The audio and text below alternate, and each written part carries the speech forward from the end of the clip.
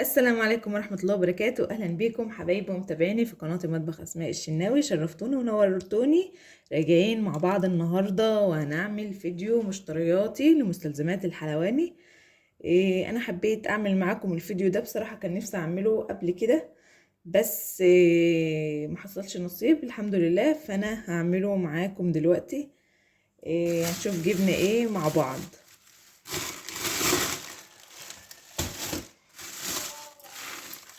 اول حاجه انا جبت كيلو من دقيق السميد. ده انا جايبه الكيلو ب30 جنيه. احنا كنا بنجيبه الاول ب10، وانا جبته والله من نفس المحل كان ب9 جنيه، يعني من حوالي فتره كده يعني. المهم انا جبت دقيق السميد عندي للبيت عادي كده، اولادي بيحبوا البسبوسه يعني. وجبت كمان دقيق اسبونج. دقيق الاسبونج يا جماعه انا جبت الفانيليا، انا جبت منه 2 كيلو ونص اهو. ده كيلو، ده كيلو ونص، 2 كيلو، 2 كيلو ونص كده، 2 كيلو ونص من دقيق الاسبونج الفانيليا. النص ب22، الكيلو ب44 جنيه. كنا بنجيب الكيلو الاول ب20 او ب22، كل حاجه زادت الضعف. جبت كمان نص كيلو من الاسبونج الشوكولاته ب24 ونص اهو. انا يعني اكتفيت بصراحه بنص كيلو بس من دي الاسبونج الشوكولاته.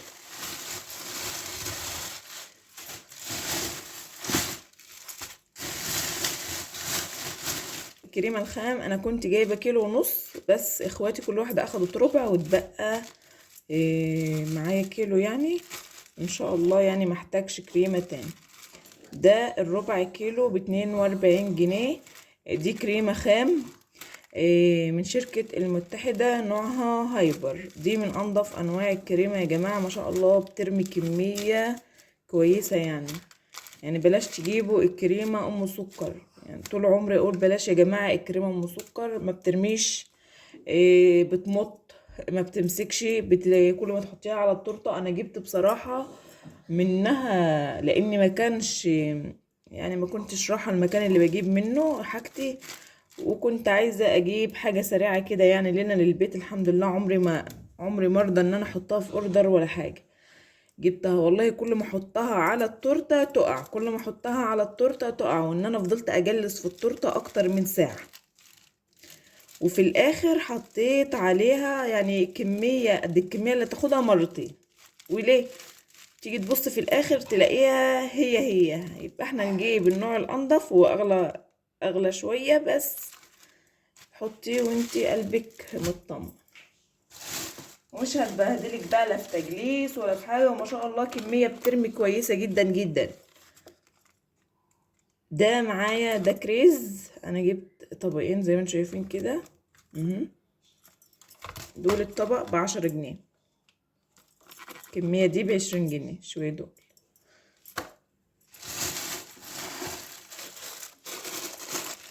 جبت كمان زبيب، الزبيب بتاعهم ايراني حلو قوي قوي قوي. شايفين؟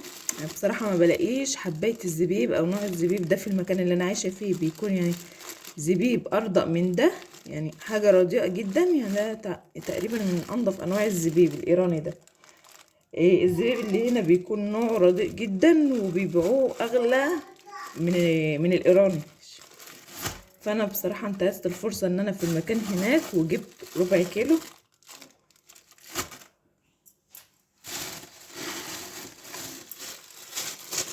جبت كمان كريسبي الشوكولاته، ده بحبه قوي على الجاتو او على التورت. لو ما فيش عندي اي حاجه للتزيين ده بخترع بيه اي اختراع كده بيخلي لي الحاجه مية مية.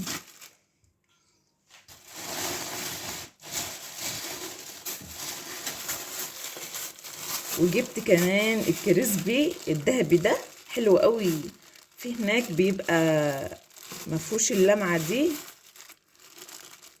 بس انا ما بحبوش، انا بحب اللي فيه اللمعة دي، بيبقى شكله تحفة تحفة تحفة على الجاتو او على التورته. وجبت كمان الابيض ده برضو، كان هناك برضو اللي من غير اللمعة، لكن انا جبت ابو لمعة. طبعا بيكون اغلى شوية عن المطفي، بس النتيجة بتاعته بتكون حلوة. والمطفي بحس ان هو بيلزق كده، لكن ده حاجة نضيفة طبعا. وكل ما تكوني بتجيبي الحاجة نضيفة، يعني زي ما بيقولوا الغالي تمنه فيه. يعني لما تيجي تجيبي مثلا، لو في قدامك حاجة نوعين مثلا، هات الانضف، متجيبيش الارخص اهو.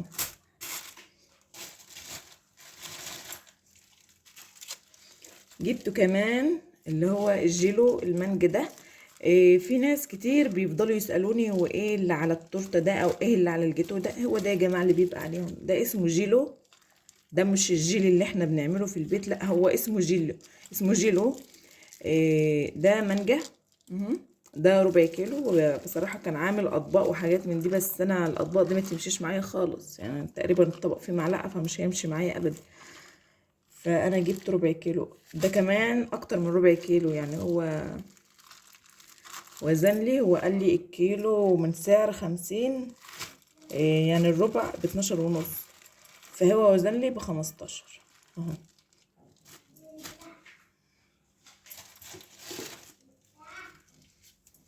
جبت كمان اهو ربع فراولة. بصراحة طعمهم، يعني الفراولة بيبقى طعمه فيه طعم فراولة، والمانجا طعمه بيبقى فيه مانجا. لكن الحاجات اللي في العلب الجاهزة، الصوصات الجاهزة دي يا جماعة بلاش تجيبوها، والله سيئة سيئة سيئة أبعد ما يكون. أنا جبتها مرة عشان أحطها على الجاتو، كنت عندي أوردر جاتو تورتة. أنا حطيتها على الجاتو، والله نشفت لي الكريمة وشققتها لي ووقعت وبوظت لي، يعني القطع اللي أنا حطيت عليها شلتها ما حطيتهاش في الأوردر اهو. ده ربع وده ربع. ده حلو قوي وتقيل ولا بيقع ولا اي حاجه، والطعم بكفايه طعمه. لكن اللي هم الصوصات الجاهزه اللي في الازاز دي طعمها دوا كحه بمعنى الكلمه. اصلا انا مش عارفه الناس بيقبلوها ازاي في الطعم بصراحه اهو.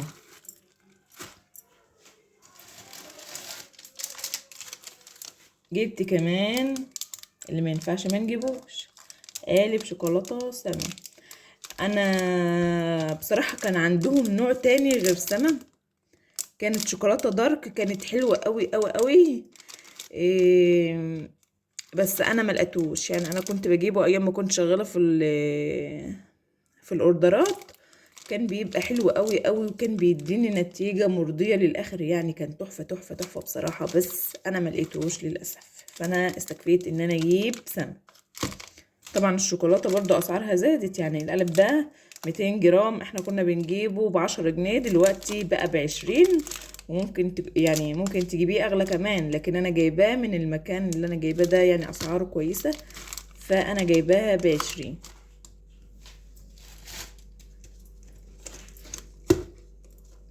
عايزه اقول لكم يا جماعه بمناسبه الشوكولاته بتاعه المطبخ اللي هي دي، انا جبت نوع اسمه كندر.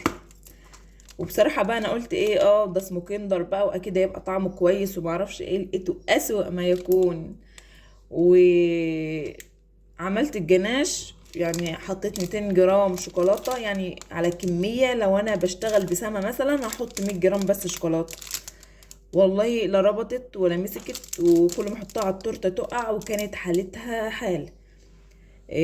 فهي سما كويسه يعني. طبعا في انواع اعلى، بس يعني لو هتجيبي الاسعار اللي هي المرتاحه شويه، يعني تبقى سما، ما تجيبش اقل من كده. جبت كمان ده، مش عارفه قلت لكم عليه ولا ايه، ده زي الفلوتس كده، بس يعني إيه حاجه ارخص شويه. ده اصابع ويفر، هحطها برضو على الجاتو اهي.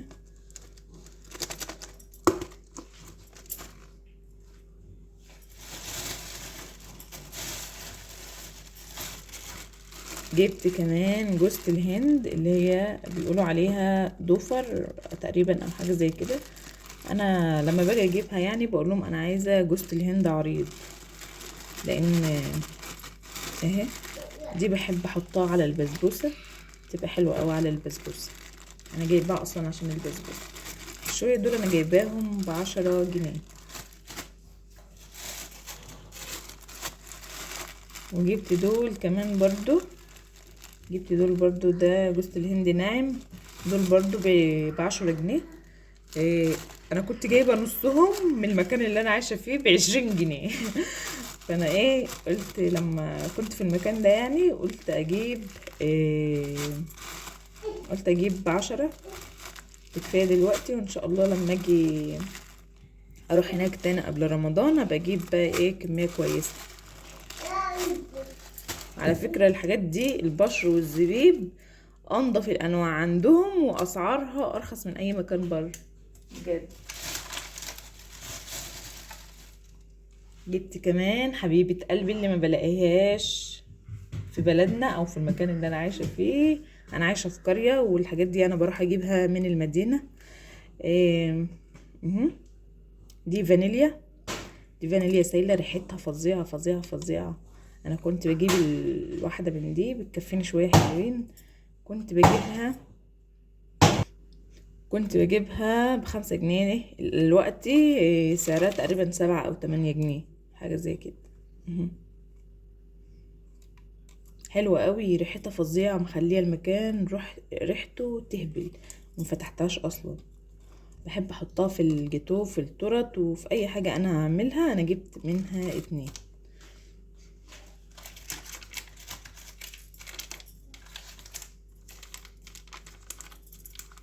ومعايا بقى تقريبا دي اخر حاجه معايا، المحسن الجل اهو. انا كنت ايام ما كنت بطلع اوردرات بقيت اجيب بالربع كيلو او بالنص كيلو محسن على بعضه كده واحطه عندي في الفريزر. بشوف فيستات كتير او ناس كتير بتسأل ان المحسن الجل هل هو كويس ولا بايظ. انا اقول لكم ازاي تعرفوا ان كان المحسن الجل بايظ او سليم.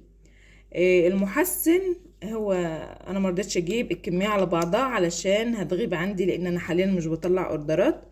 فانا حبيت اجيب الاكياس ديت، تقريبا الكميه دي هتعمل لي المقدار اللي انا عايزاه.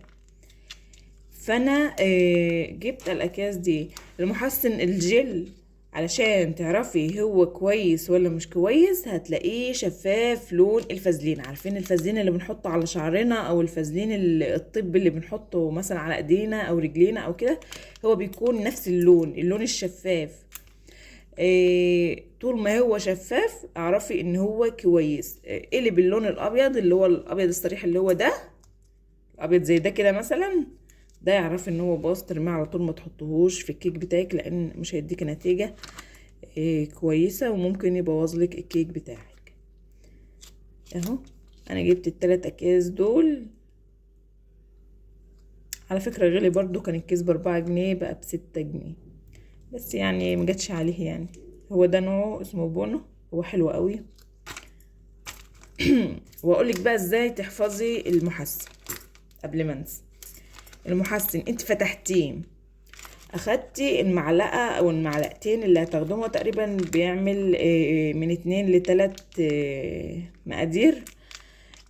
انت هتاخدي المعلقه اللي هتاخديها وعايزه تحفظيه في الفريزر، تروحي لفاه، تلفيه وتحطيه في الفريزر، ما تحطوش في التلاجة. طول ما هو مقفول كده سيبيه، ارميه بره كده، مش هيحصل له حاجه. اتفتح لازما يتحط في الفريزر ويتقفل كويس. وكده نبقى وصلنا لاخر الفيديو بتاعنا، وكانت دي كل المشتريات اللي انا جبتها. وكده يبقى خلص الفيديو بتاعنا. ما تنسوش تشتركوا في القناة اللي لسه ما اشتركش، وتفعلوا الجرس، وتضغطوا على كلمة الكل عشان يوصل لكم اي فيديوهات انا بنزلها. وكده خلص الفيديو بتاعنا النهارده. السلام عليكم ورحمة الله وبركاته.